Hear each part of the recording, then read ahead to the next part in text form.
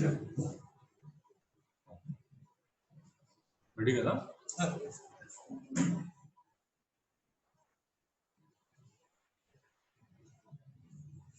Yes. Hello? Are you able to hear anybody? Hello? Yes, sir. Right. Today I want to start splenomegaly. Splenomegaly. So this is very, very important. What are the important clinical features of splenic enlargement and some of the causes of splenomegaly? Today I want to discuss what are the causes of splenomegaly and what are the causes of hypersplenism. That is very, very important because one of the indications for splenectomy nowadays, that is very, very important for the surgeons. And what are the causes of splenomegaly, hypersplenism, and what are the main indications for splenectomy? That is the common theory question asked for you. What are the indications for splenectomy? That is 4 marks question, very, very important for you. And some of the important short notes I want to tell, that is Viscous-Aldrich syndrome, and then OPSI, that is overwhelming post-splenectomy infection, and Felty syndrome. These are the some of the important 4 marks questions for you. Right. So splenomegaly, that is this is very, very important. Spleen is not normally palpable. So it is not normally palpable, and in adults, liver is also not palpable. Only in children it is palpable, but spleen is not normally palpable, and it has to enlarge 3 times to get clinically palpable. So for clinical palpation of spleen, it has to enlarge 3 times of its size to get clinically palpable. So, and another most important thing is when you compare with the liver, the direction of enlargement, because liver also enlarges downwards towards the right iliac fossa, and spleen, the direction of enlargement is it enlarges towards the right iliac fossa. So it enlarges obliquely. So that is because what is the reason for enlargement of the spleen instead of going downwards like liver? What is the restricting factor why it enlarges towards the right iliac fossa? Because I already told in the anatomy, because it is attached to the surrounding organs and also to the diaphragm and anterior abdominal wall.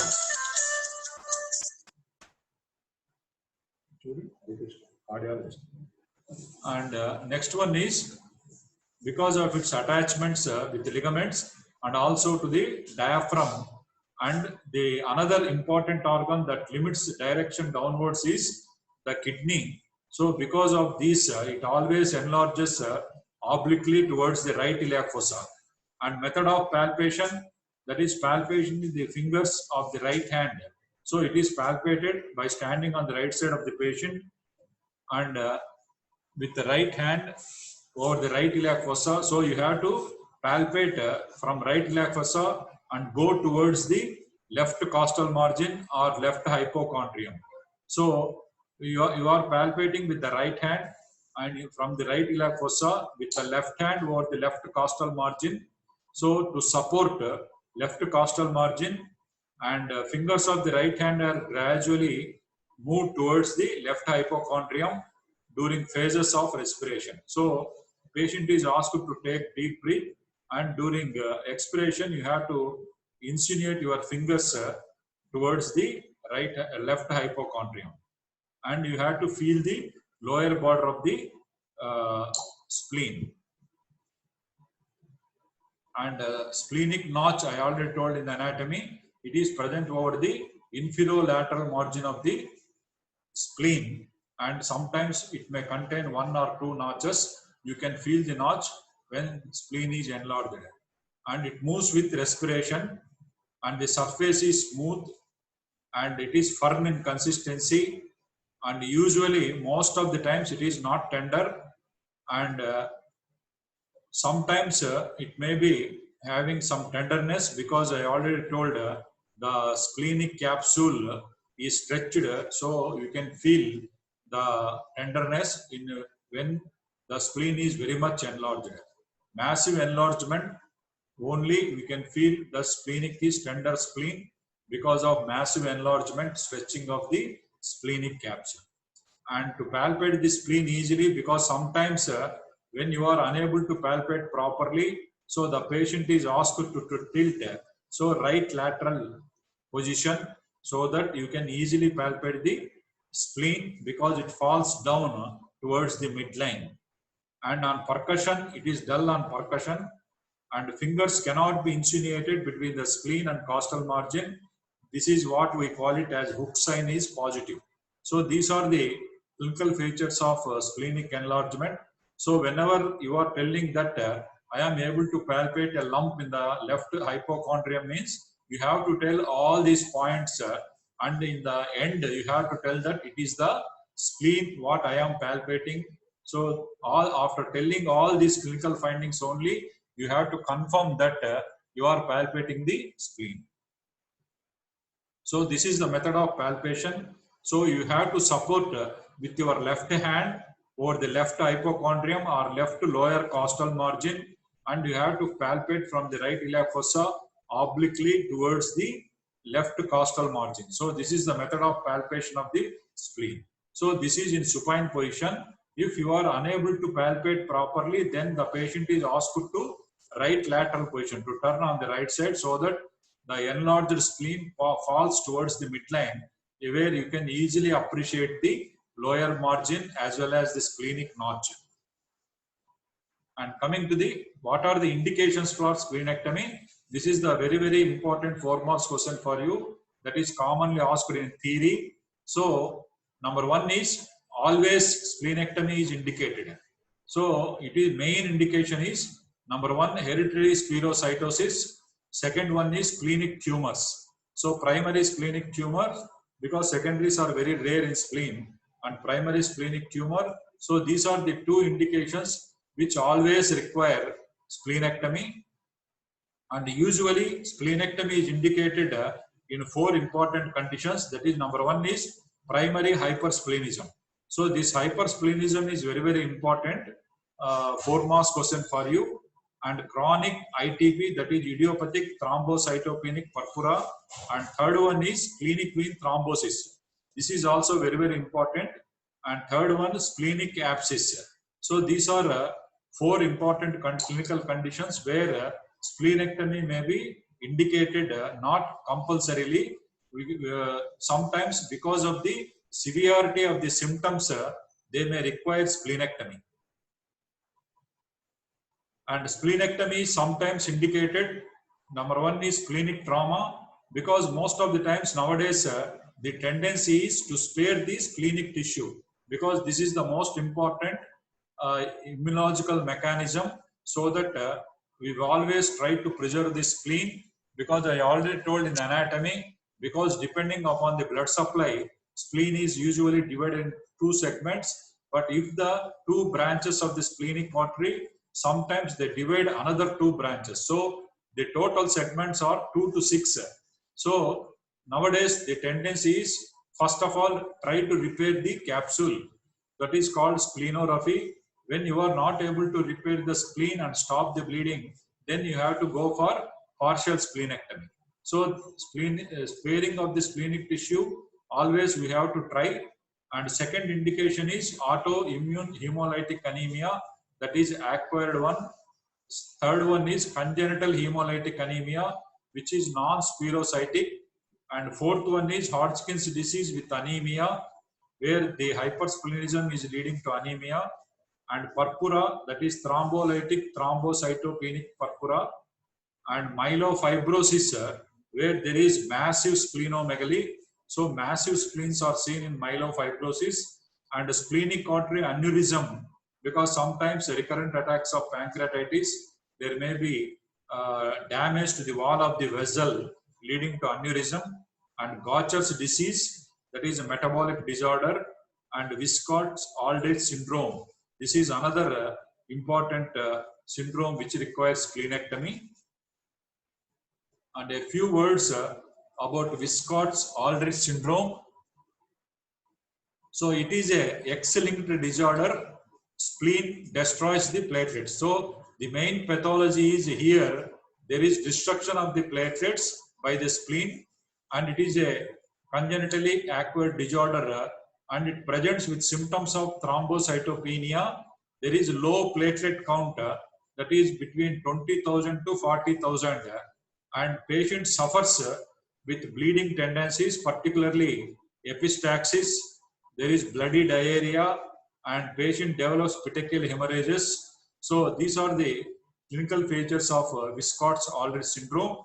And another thing is there is eczema, which is because of the combined B and T cell immunodeficiency. The patient suffers with severe eczema and itching, and there is high incidence of malignancies because of low immunity.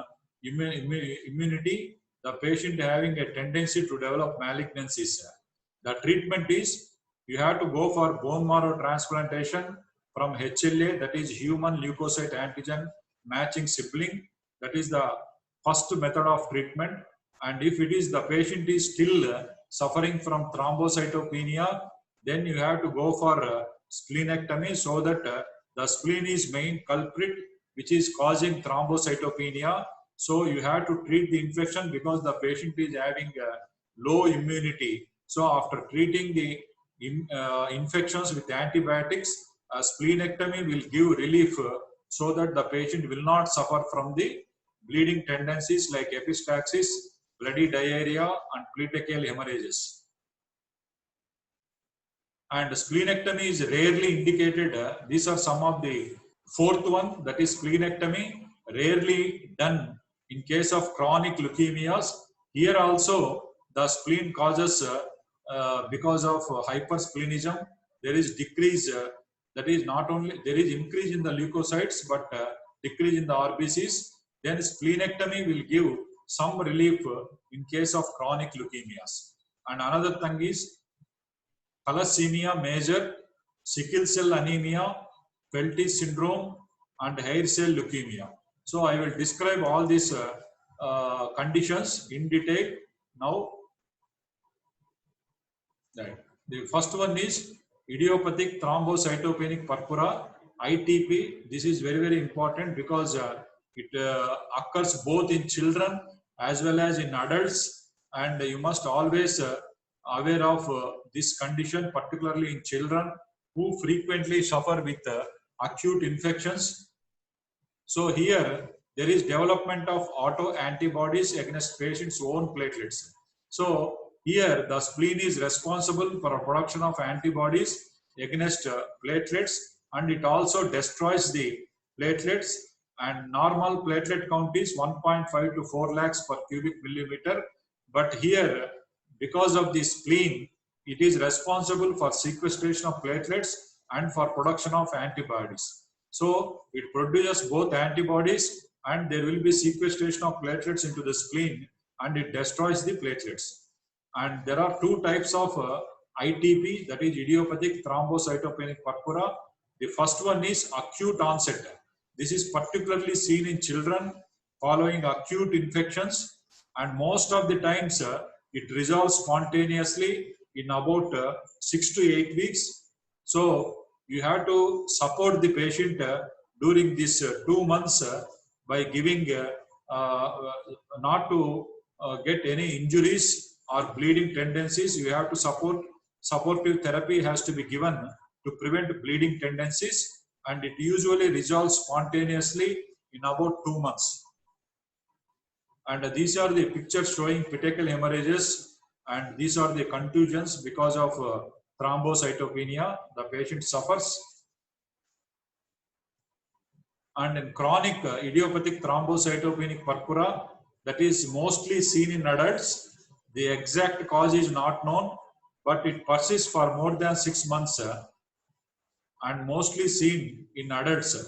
And most commonly, coming to the clinical features, it is more common in females.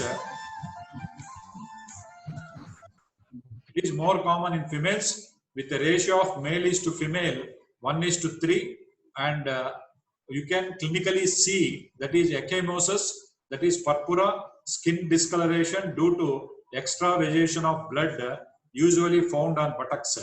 So that is pressurized areas where you can see contusions, that is purpura, ecchymosis, discoloration of the skin because of extravasation of the blood. And petechial hemorrhages, these are described as hemorrhagic spots due to high intravascular pressure. Because of high intravascular pressure, because there is thrombocytopenia, and it leads to petechial hemorrhages. And the patient also suffers with hemorrhages. What are the various types of bleeding tendencies we can see in a patient is, number one, most commonly, that is epistaxis, bleeding nose, and there is bleeding gums, hematemesis, that is upper GI bleeding. In females particularly, the patient will suffer from menorrhagia, and any trivial trauma, it leads to hemarthrosis and hematuria and intracranial hemorrhages. That is only in 1 to 2% of the cases, particularly in the middle-aged patients and elderly patients, they may suffer from a cerebrovascular accident. So these are the types of hemorrhages what we observe in a patient who is suffering from thrombocytopenic purpura. And spleen, in most of the times, the spleen is palpable in only 25% of the cases. Sometimes it is not at all palpable. So the splenic enlargement is not very well marked in this condition. And what are the important investigations we have to do is, number one, a platelet count.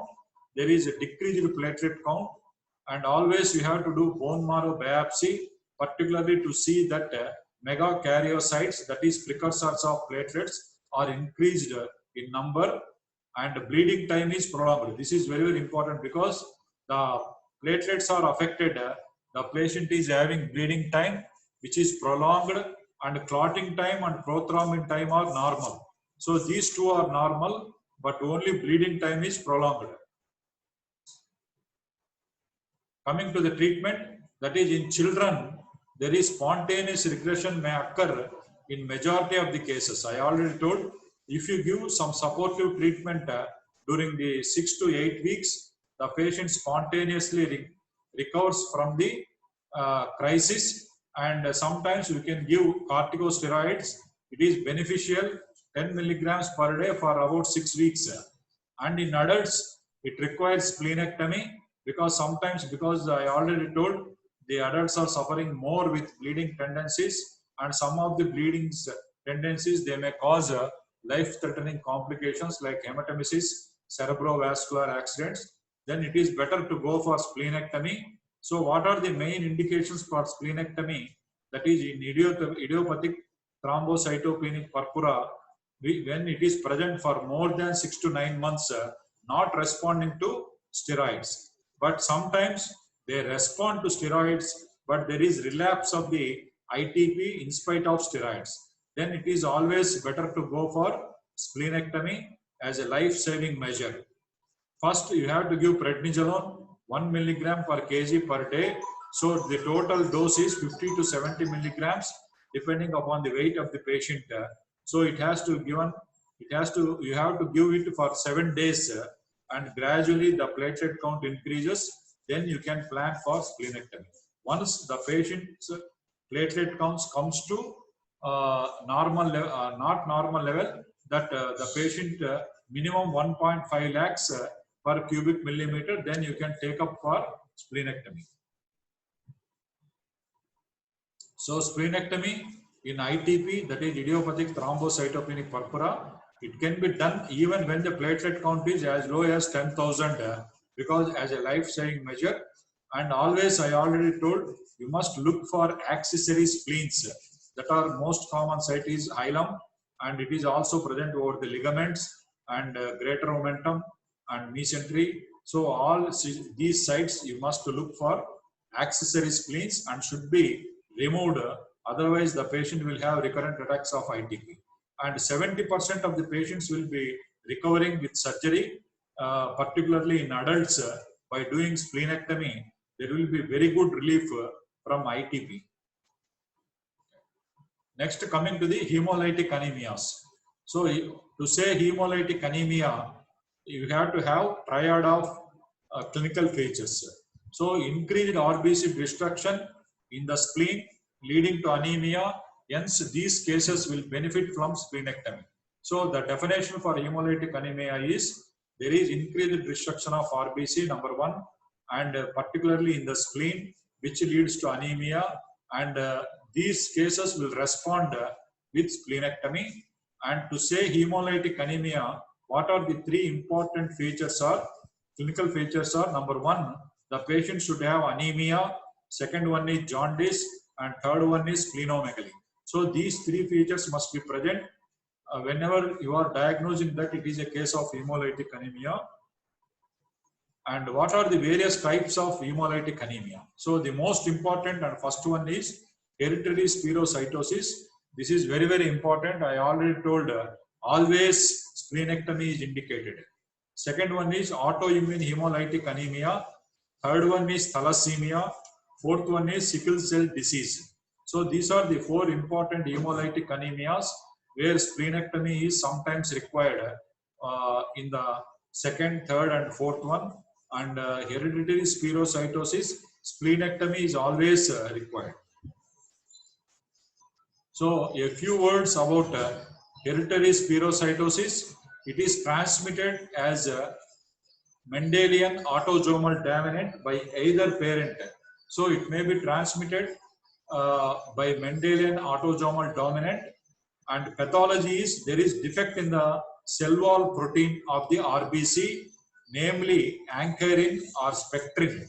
So this is the cell wall protein which is defective, and that leads to alteration in the shape of the RBCs, which are biconcave, leading to spherical in shape. So that is called spherocytosis. So because of this cell wall defect, there is increased reflux of sodium into the cell along with the water. So when the water along with the sodium goes inside the cell, there is swelling of the RBCs. So the biconcave RBCs, they become spherical in shape, hence they are called spherocytosis. Because of the alteration in the shape of the RBCs, there is increased demand of the RBC for oxygen and energy. So there is, because of the increase in the shape, there is increased demand of energy as well as oxygen by the RBCs. So hence they are destroyed in the spleen. So because of this abnormal metabolism as well as shape, they are destroyed by the spleen, and there is release of excessive hemoglobin. This hemoglobin is broken down, leading to bilirubin, and this bilirubin will get attached to albumin, as most of the bilirubin is unconjugated. So this is an unconjugated bilirubin that is present, which is not soluble. So this unconjugated bilirubin is not excreted in urine because it is insoluble, and this type of jaundice, what we call it as acaluric jaundice, because there is no change in the color of the urine, so it is called acaluric jaundice, and most of the bilirubin is excreted in the biliary tree, and this leads to formation of pigment stones in the biliary tract and also in the gallbladder. So because of the increased bilirubin, there is formation of pigment stones in the gallbladder as well as in the biliary tree. And coming to the clinical features, it is usually common in children, and the clinical features, they appear as early as 6 years of age, and sometimes it may pass up to the adult life.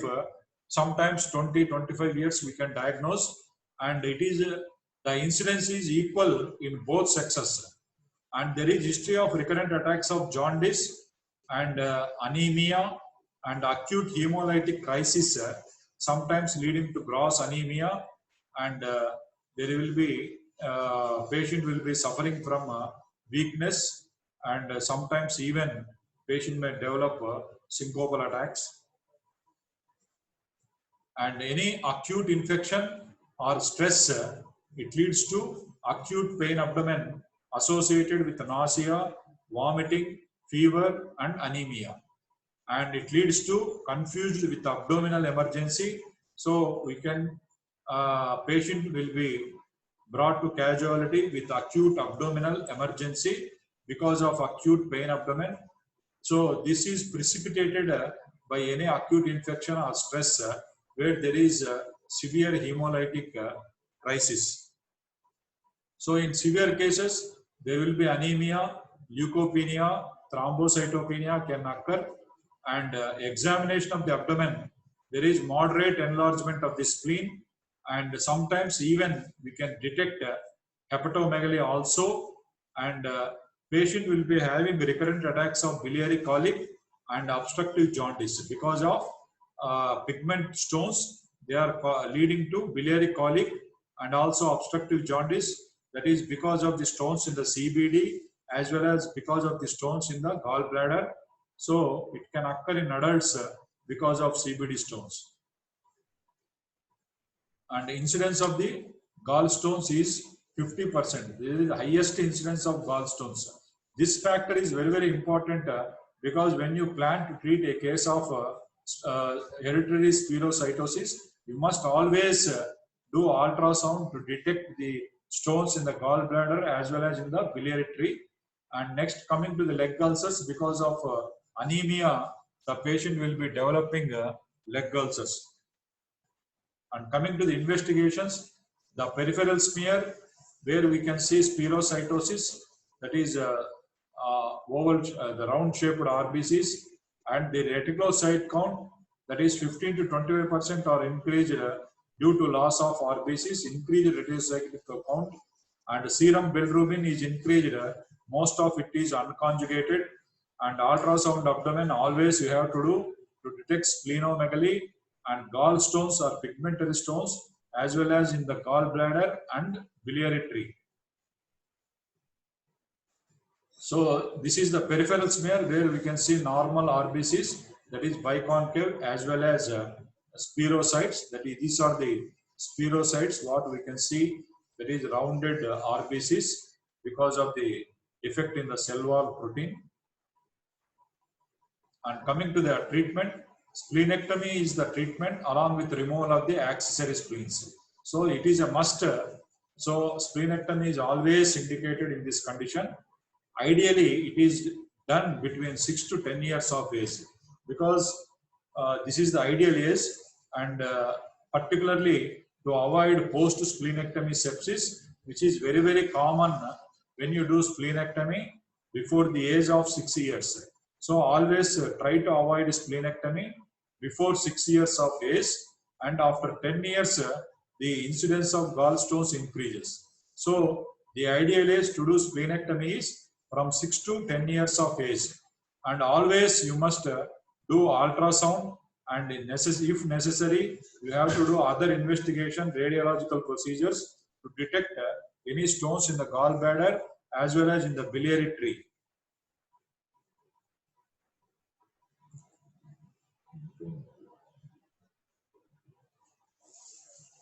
Next, coming to the autoimmune hemolytic anemias. So there is as the name indicates, there is autoimmune mechanism that leads to hemolysis. Due to autoimmune reaction, the antibodies against RBCs, antibodies develop against antigens in the red cells, and the RBCs are destroyed in the red pulp of the spleen. And in 50% of the cases, we are not able to diagnose what is the exact cause for this hemolysis, and the probable causes are immunological disorders like SLE, lymphoma, chronic lymphocytic leukemia, and some of the drugs they may produce hemolytic anemias like M-DOPA, mefenamic acid, and exposure to some of the chemicals. These will stimulate immunological mechanism leading to the development of antibodies against RBCs, leading to hemolytic anemia, and it is more common in females above 50 years of age. And splenomegaly, there is moderate increase in the size of the spleen, and sometimes we can see even gallstones also in about 25% of the cases of hemolytic anemia. And investigations, the peripheral smear, spherocytes are present, and patient is anemic, and treatment is most of the times it is a self-limiting disorder. So if you control the initial anemia, then reassurance and symptomatic treatment, most of the times the patient will recover. And sometimes it may require corticosteroids, prednisolone 60 milligrams per day in divided doses for 4 to 6 weeks. Most of the times with steroids, the patient will recover. And very rarely splenectomy is required, which are not responding to steroids. That is, which are refractory for the treatment with steroids, then you have to go for splenectomy. And 80% of the patients, they respond after splenectomy. So it is a last resort, even with the treatment or with corticosteroids, the patient is not improving, then you have to plan for splenectomy.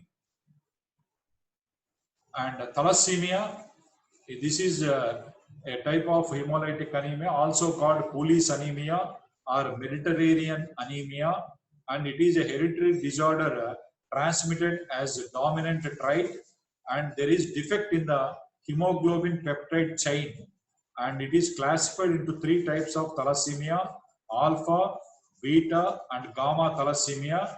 This is named because of the peptide chains, whether alpha chain, beta chain, or gamma chain are affected. So in this also there is hemolytic anemia. And beta thalassemia, where the RBCs are destroyed permanently due to intracellular precipitates, because here the RBCs contain intracellular precipitates because of defective peptide chains. This abnormal gene is inherited either from single parent or both the parents. It is inherited disorder from the parents. And clinical features, there is anemia, severe leading to weakness, lethargy, and leg ulcers. So the anemia becomes very gross anemia with weakness, lethargy, and leg ulcers, and splenomegaly, and sometimes even hepatosplenomegaly may be present. And another clinical feature is jaundice, and there is bone marrow hyperplasia in this because there is destruction of the RBCs, hemolysis.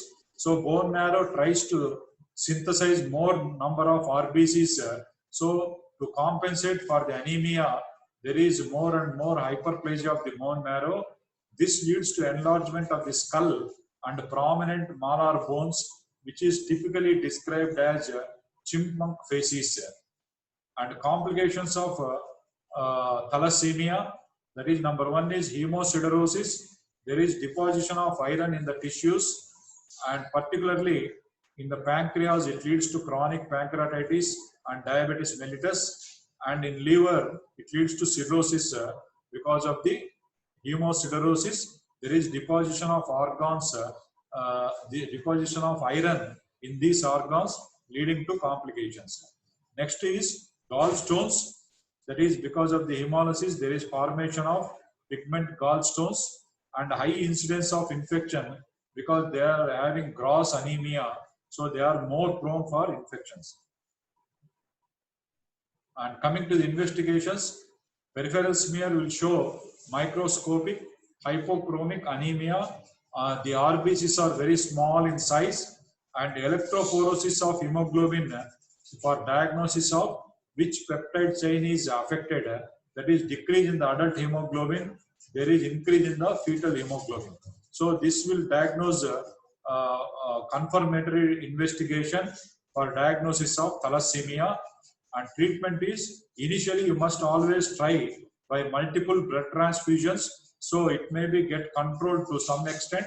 If it is not responding and requires repeated blood transfusions, then you have to go for splenectomy.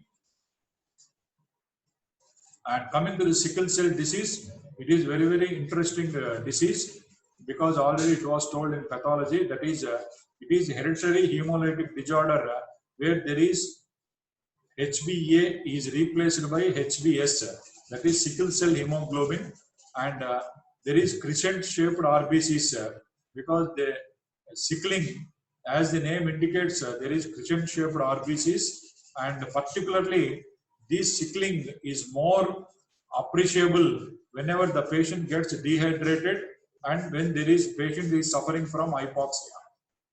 So these are the two important precipitating factors for development of sickling in the RBCs. That is, number one is dehydration and hypoxia. So whenever the patient is doing strenuous work, physical strain, getting dehydrated, there is crystallization of hemoglobin sickle, that is HBS, that will be get crystallized, leading to distortion of the RBCs. So the RBCs become elongated and sickle in shape. And this, because of the sickling, there is increase in the viscosity of the blood. So because of this increased viscosity, it leads to thromboembolic phenomena. There is obstruction to the splenic circulation, and there will be splenic microinfarcts, repeated infarctions of the spleen, leading to gradual autosplenectomy. The spleen will get decrease in the size because of repeated microinfarcts in the spleen, because of the increased viscosity and thromboembolic phenomena. And coming to the clinical features, it is more common in Africans, and patient may complain of pain abdomen because of repeated thromboembolic phenomena of the splenic infarcts, or the patient may develop gallstones leading to biliary colic, and leg ulcers because of anemia. And another important syndrome, what we can notice in sickle cell anemia is hand-foot syndrome. This is there is micro-infarctions of the carpal bones as well as tarsal bones that results in pain. That is called hand-foot syndrome. And coming to the investigations, the peripheral smear, we can identify sickle cells and electrophoresis of the hemoglobin, which identifies the hemoglobin S.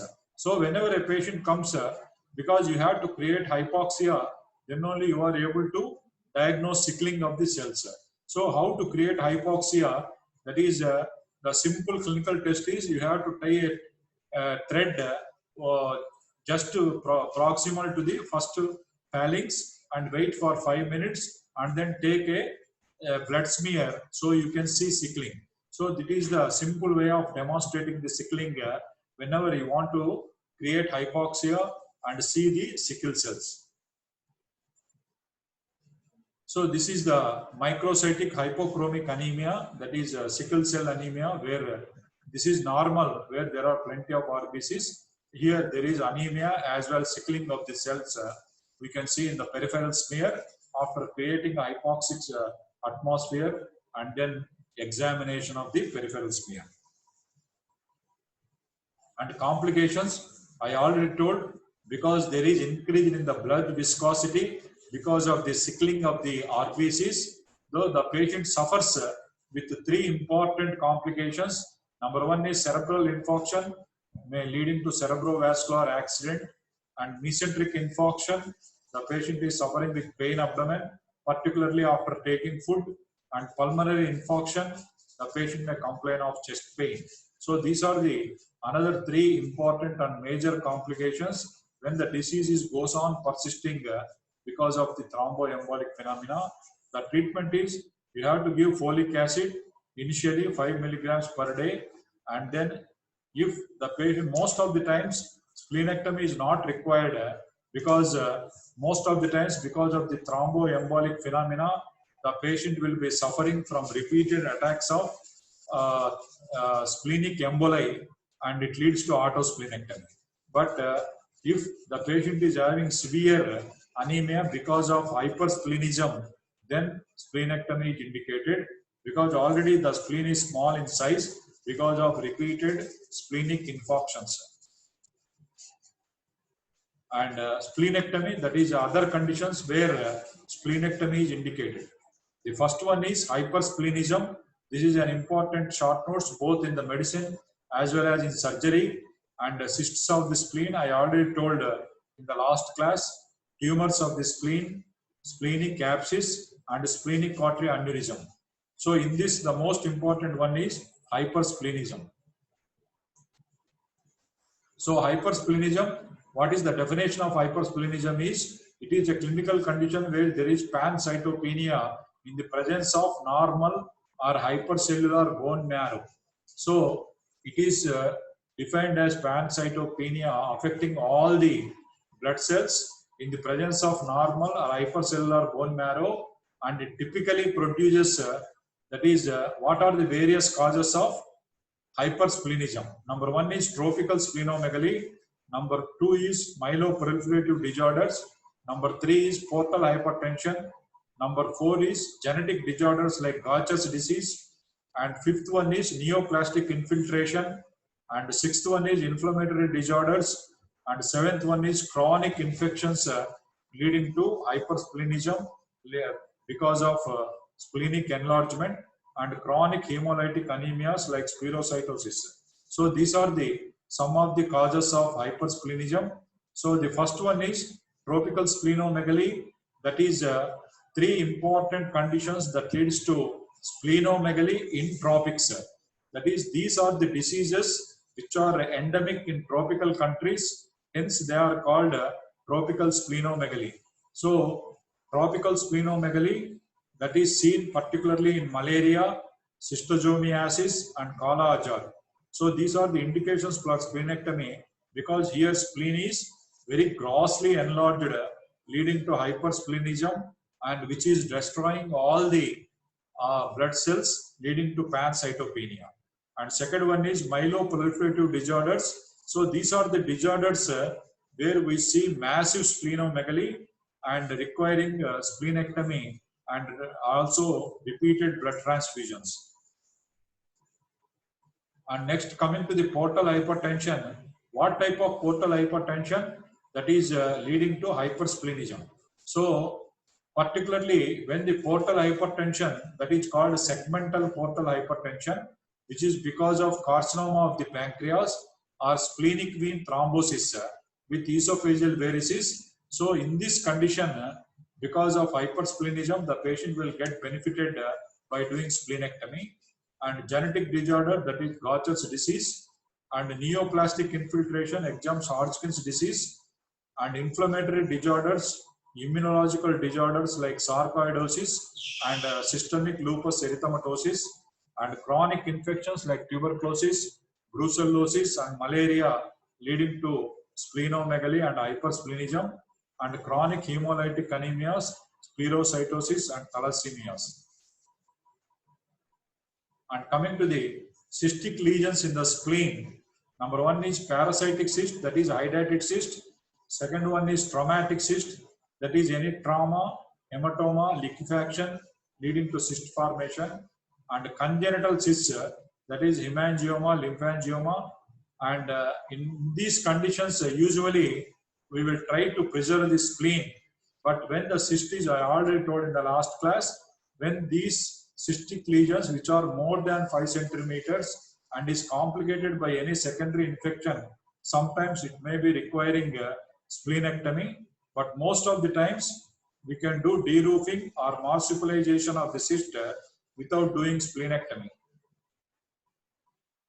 And I already shown in the last class, that is multiple cysts in the spleen, that is multiple hydatid cysts in the spleen.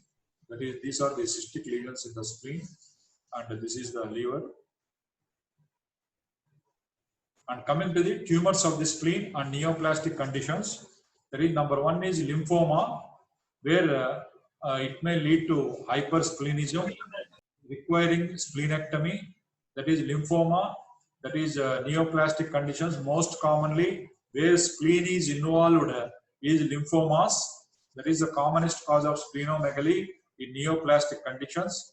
And for diagnostic splenectomy, that is done in case of Hodgkin's disease, for particularly for staging of the Hodgkin's, it requires diagnostic splenectomy.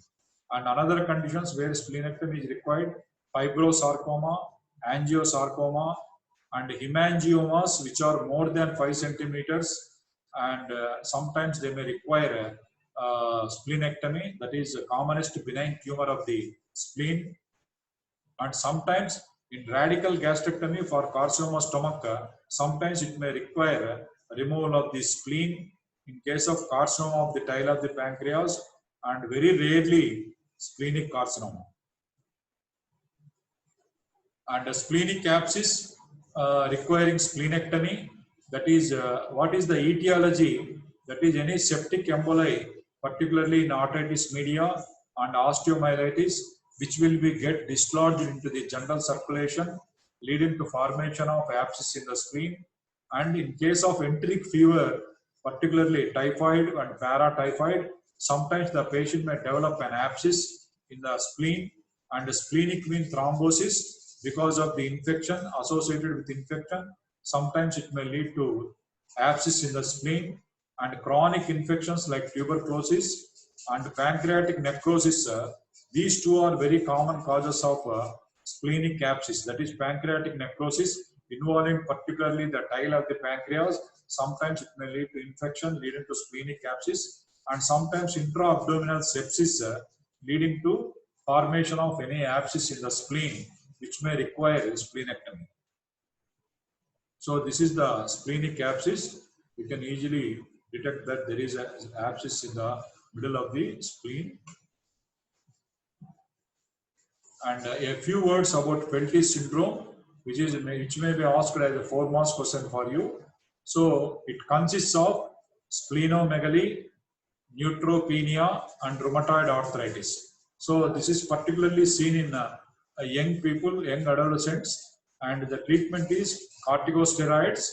And if the neutropenia is very severe and leading to immunological disturbances, leading to repeated infections, then you have to go for splenectomy. And second one is anemia leading to leg ulcers. Then the splenectomy will improve the immunological as well as healing of the ulcers. So this is the Peltic syndrome, where we can see rheumatoid arthritis, and this is the splenectomy, where there is splenomegaly, increase in the size of the spleen. Because of the increase in the size of the spleen leading to splenomegaly and hypersplenism, destroying both leukocytes as well as RBCs. And splenic artery aneurysm, it is very rarely seen, that is only in 0.5 to 1%, more common in women, and sometimes it is associated during pregnancy. So what are the causes? The most common cause is acute pancreatitis leading to pseudoaneurysm, where there is hormonal damage to the wall of the splenic artery, and intra-abdominal sepsis. These are the two common causes of splenic artery aneurysm. And in case of elderly patients, sometimes they may develop because of the atherosclerosis, the patient may develop aneurysm of the splenic artery. It is more common in women, and sometimes we can see during pregnancy also. And coming to the clinical features, most of the times the patient is not having any symptoms at all, and only the clinical sign is you can hear a bruit over the left hypochondrium, and very rarely the patient may have pain abdomen. So this is the splenic artery aneurysm, where there is more dilatation of the vessel wall.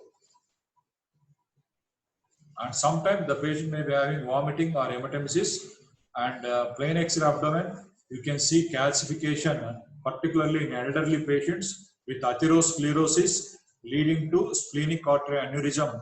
Then you can detect calcification and complications. That is, number one is rupture, and sometimes it produces hemorrhagic shock as if there is splenic trauma or splenic rupture. The patient is having typical clinical features of splenic rupture. And investigations, there is ultrasound abdomen, CT scan, and angiogram, because by doing ultrasound and CT scan, you can diagnose that whether the spleen is normal or not. And angiogram, because we can sometimes try to preserve the spleen by doing by embolism, you can block the vessel wall, or you can laparoscopically tie the aneurysm. So the treatment is, if the aneurysm is small, we can do therapeutic embolization of the splenic artery, or we can ligate the splenic artery at the upper border of the pancreas, and also you can ligate the, because short gastric vessels also. So by conservative measures, these are the two conservative measures where we will always try to preserve the spleen. But if it is not possible, then you have to go for splenectomy and removal of the diseased segment of the artery. So this is the last resort when the splenic aneurysm is not managed by the above two procedures. Then you can, ligation of the splenic artery can be done even by laparoscopic method. There is no need for open laparotomy for doing ligation of the splenic artery. And last topic and most important topic is OPSI, that is overwhelming post-splenectomy infection. It is, the incidence is more in children after doing splenectomy, and it can also occur in adults because when we are doing the splenectomy for any blunt injury abdomen or penetrating injury abdomen where splenic injury requiring splenectomy, and the organisms which are more commonly responsible for OPSI is pneumococcus, meningococcus, and Haemophilus influenzae. These are the three important organisms that are responsible for leading to overwhelming post-splenectomy infection.